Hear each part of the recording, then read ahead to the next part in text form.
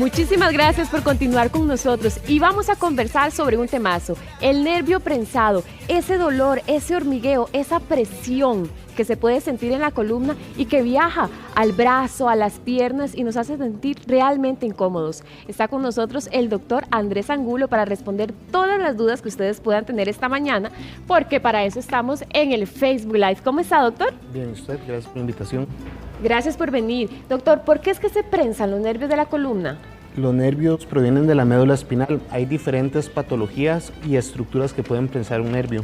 Las estructuras pueden ser desde una hernia de disco, que es un fragmento del disco que se sale y toca un nervio, hasta osteofitos, que son formaciones de hueso nuevas que ocurren en el desgaste, una estenosis espinal, que es una estrechez del canal medular, hasta tumores. Hay diferentes estructuras que pueden presionar esto. ¿Qué sienten las personas que están sufriendo ese mal? Las personas van a sentir dolor, es la primera característica de un pinzamiento del nervio. Pueden sentir adormecimiento, quemazón, tanto en la zona donde ocurre el pinzamiento como en el trayecto del nervio, ya sea en los brazos o en las manos, dependiendo de dónde ocurra. Ahora, ese dolor, ese sentimiento de entumecimiento, ¿en qué partes del cuerpo es que se siente? Va a depender de dónde ocurre la compresión. Hay nervios a nivel cervical y a nivel lumbar, o sea, en el cuello y en la espalda baja. Si es a nivel del cuello, el pinzamiento va a tener dolor en el cuello y se va a irradiar a los brazos. Si es a nivel lumbar, se puede irradiar a los glúteos, a los muslos, a las piernas y a los pies. O sea, a uno le duele todo y no sabe ni por qué. Doctor, por ejemplo, en ese ejemplo que tenemos acá, eso es una columna. Ajá, la columna está formada por estructuras que son las vértebras que se unen entre sí a través de un disco y tienen un canal que es donde va la médula y ahí salen los nervios. Estos nervios pueden comprimirse por el disco intervertebral, por osteofitos o cualquier estructura que se encuentre acá. Hay gente que dice que siente un calor en la planta de los pies. ¿Eso puede ser causado por esto? Sí, hay que hacer un diagnóstico diferencial si el pinzamiento es a nivel central, es decir, a nivel de las raíces nerviosas, o si son los nervios periféricos. Hay patologías, bueno, ahora que estuvieron hablando de la diabetes, como la neuropatía diabética, que lo que ocurre es un daño al nervio periférico, en un pinzamiento a nivel central. Entonces hay que hacer esa diferencia. Ahora, ¿la sensación es ocasional o permanente?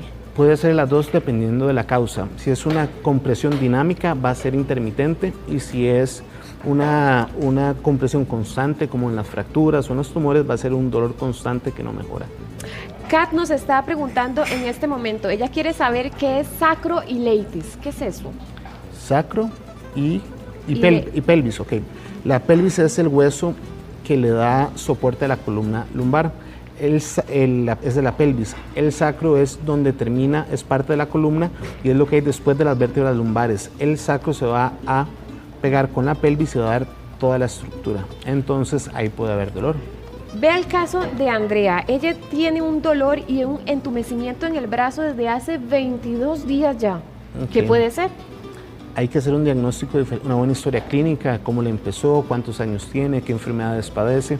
Habría que examinarla a ver si el entumecimiento tiene características más de que proviene de la columna cervical o de una compresión periférica, como ocurre en el síndrome de túnel del carpo, que mucha gente lo ha escuchado.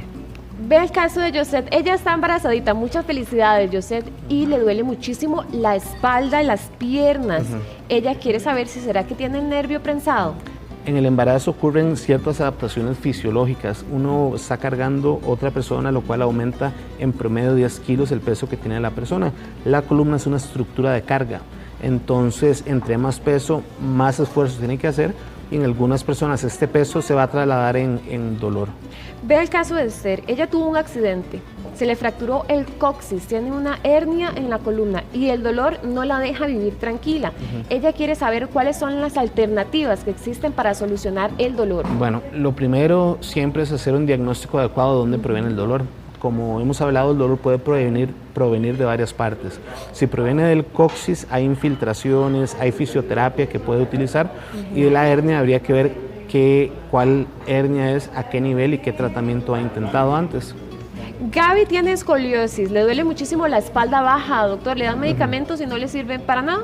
Entonces ella quiere saber cuál es el paso a seguir, ya que el medicamento no funciona. Hay diferentes tipos de escoliosis. Una escoliosis que ocurre cuando uno nace, una escoliosis que ocurre en la adolescencia, cuando uno está creciendo, y una escoliosis que ocurre cuando uno va envejeciendo después de los 50 años. Habría que ver cuál tipo de escoliosis es.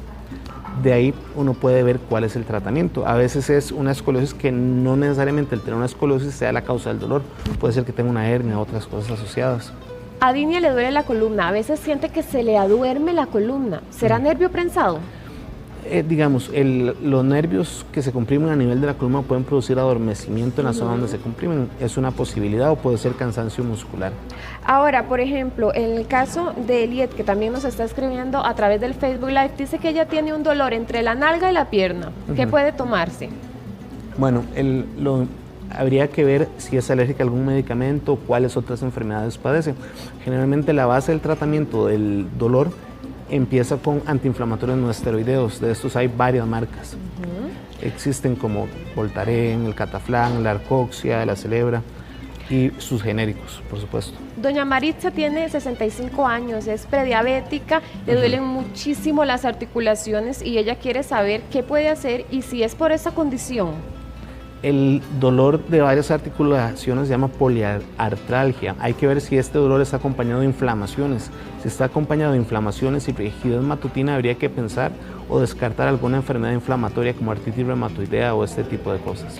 Dice Gabriela que ella desde hace un tiempo para acá está teniendo un dolor en el hombro derecho, en esta parte específica de acá, y que le baja a través del brazo. Cuando tenía 12 años tuvo un accidente que le afectó la columna. ¿Será por eso, doctor? El diagnóstico diferencial del dolor en hombro incluye problemas que provienen del hombro, como el manguito rotador o la inflamación del tendón del bíceps, como una compresión de las hernias cervicales. Entonces habría que examinarla y historiarla un poco más, a ver de dónde viene ese dolor. Ve el caso de la mamá de Celia, es una adulta mayor, tiene problemas en la 4, 5 y 6 sacrolumbar. Ahí usted sabe dónde es, ¿verdad, doctor? Sí. En esa parte. Como le digo, es una adulta mayor, le recetan una operación. La han visto ya 2 neurólogos, pero no hay medicamentos propios para que le ayuden con el dolor que tiene en las piernas, en los talones y también en todos los músculos. Habría que ver cuáles estudios le han hecho para ver qué tan comprimidos están los nervios. El tratamiento conservador involucra tanto cambios en el estilo de vida como bajar de peso, mejorar posturas, tener adecuada movilidad y fisioterapia y pastillas. Antes de una cirugía hay diferentes tipos de procedimientos que se pueden hacer, que van desde las infiltraciones hasta las cirugías más avanzadas y más complejas. Cada uno tiene su indicación y hay que adecuarla mucho a la patología del paciente. En el caso de Gaby, ella nació con escoliosis, pero se la detectaron hasta que tenía 13 años de edad. Ella quiere saber si le detectaron la escoliosis tarde, ¿puede haber algún tipo de solución? Digamos, la escoliosis es una curvatura en el plano frontal de la columna, es decir, uno ve a la persona de frente y eso hay una curva en las radiografías.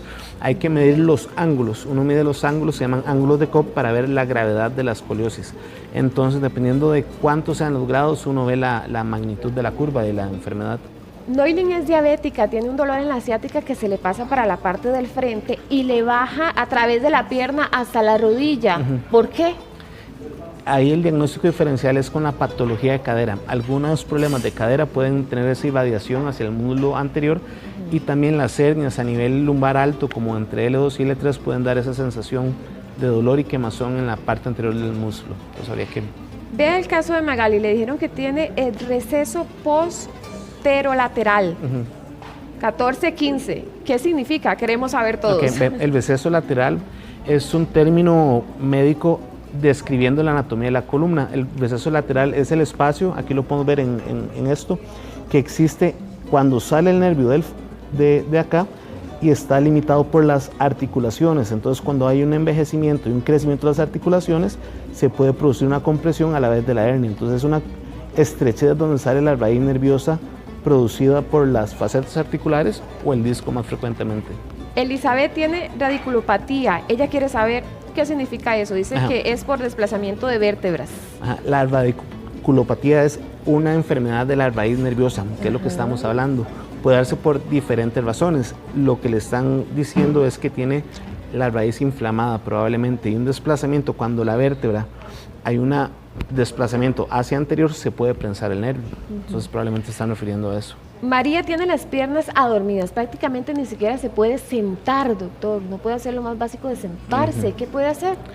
Sí, el adormecimiento en los miembros es algo que hay que estudiar. Puede venir desde problemas en la columna cervical, problemas vasculares, problemas de compresión a nivel lumbar. Entonces es muy importante ver de dónde viene ese adormecimiento, pero sí es un signo que de fijo hay que investigar.